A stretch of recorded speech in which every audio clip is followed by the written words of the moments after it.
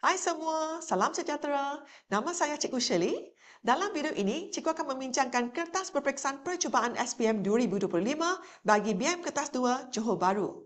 Okey, mari kita lihat soalan ke-7. Pemahaman petikan sastra. Jadi untuk soalan ini, 3 bahan diberikan dan juga 4 soalan diberikan. Okey, 4 soalan perlu dijawab. Jadi kita lihat di sini, bahan 1, bahan 2 dan bahan 3. Okey, tapi cikgu sarankan kamu baca keempat-empat soalan di sini supaya kamu tahu apa yang nak dicari, kamu dapat menjimatkan masa. Okey, jadi yang pertama, berdasarkan bahan 3, apakah maksud rangkai kata melangkah gagah? Jadi kamu boleh guna sinonim. Sinonim maksudnya kata sama makna. Melangkah ialah mengorak. Gagah ialah berani. Okey, jadi dapatlah 2 markah. Okey, kemudian soalan kedua, berdasarkan semua bahan. Jadi di sini ada 3 bahan. Bahan 1, 2 dan 3. Nyatakan manfaat-manfaat yang diperoleh apabila seseorang bersukan. Jadi kita carilah manfaat bersukan daripada bahan 1, 2 dan 3.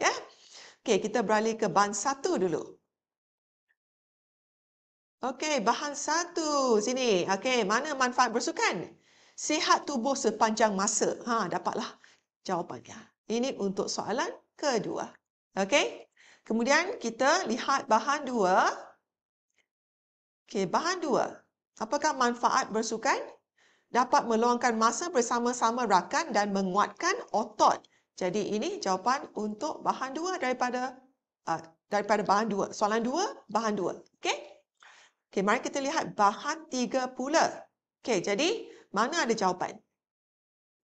Okey, tak mengalah walau rintangan datang menghalang. Maksudnya tidak mudah berputus asa. Okey. Jadi ini ialah jawapan untuk soalan kedua daripada bahan 3. Okey, lepas tu kita tulislah jawapan lengkap. Okey, jadi cikgu dah sediakan jawapan lengkap di sini, ya. Berdasarkan bahan 3, apakah maksud rangkai kata melangkah gagah? Okey, berdasarkan bahan 3, maksud rangkai kata melangkah gagah ialah mengorak berani. Dapatlah 2 markah. Okey.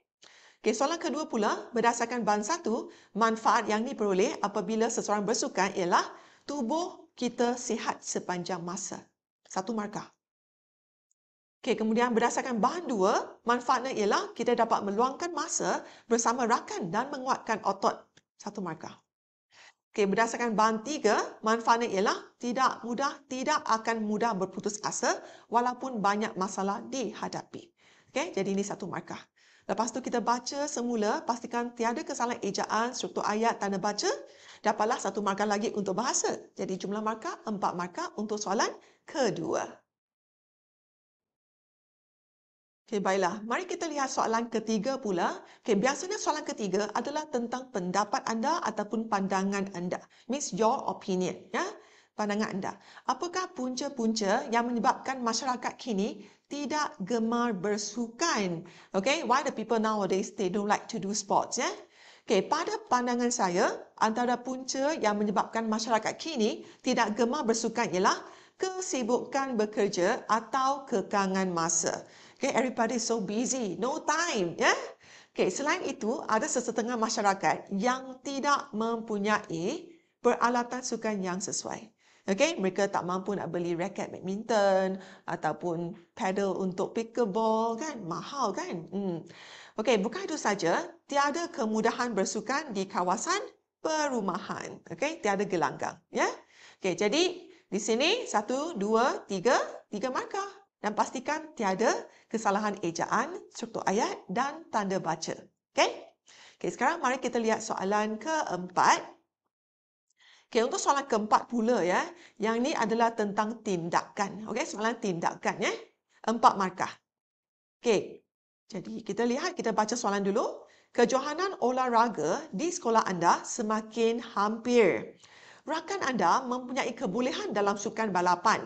Sukan balapan ni macam contohnya larian, acara larian 100 meter, 4 kali 100 meter, ya, 400 meter, 800 meter, lompat pagar, lompat jauh, lompat tinggi, ya, lontar peluru. Jadi semua ni sukan balapan, ya. Namun begitu, dia tidak berminat untuk menyertai acara balapan bagi mewakili rumah sukan kerana tidak mahu terikat dengan komitmen masa. Kerana perlu menghadiri training kan, latihan.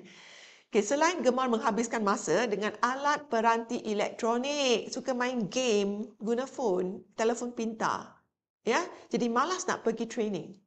Sebagai murid yang prihatin, as a caring student, apakah tindakan yang boleh anda lakukan? What can you do untuk memastikan rakan tersebut mewakili rumah sukan anda? Okay, kamu nak rumah sukan kamu menang dalam hari sukan, ya. Okay, jadi kita tulis dalam ayat penuh, Okay, sebagai murid yang prihatin, as a caring student, tindakan yang boleh saya lakukan untuk memastikan rakan saya menyertai dan mewakili rumah sukan kami adalah dengan merujuk kepada guru penasihat rumah sukan. Okay, refer to your teacher advisor of your rumah sukan. Okay. Selain itu, saya akan memberitahu rakan saya tentang manfaat menyertai acara sukan. Dapat menang piala, kan? Menang pingat, kan? Kemudian seterusnya, saya akan memberitahu ibu bapanya tentang sikapnya yang banyak menghabiskan masa dengan alat peranti elektronik, okay, gadgets. Bukan itu saja, saya akan berkongsi video tentang cara pengurusan masa yang betul. Okay? Bukan tak boleh main, tapi perlu ada time limit. Okay, screen time, ya, screen time. Okay, masa tu boleh dikawal lah, ya, boleh arrange, boleh rancang masa untuk training dan juga untuk bermain, ya. Okay, jadi kamu semak semula, pastikan tiada kesalahan ejaan, tanda baca dan struktur ayat, dapatlah markah penuh 4 markah.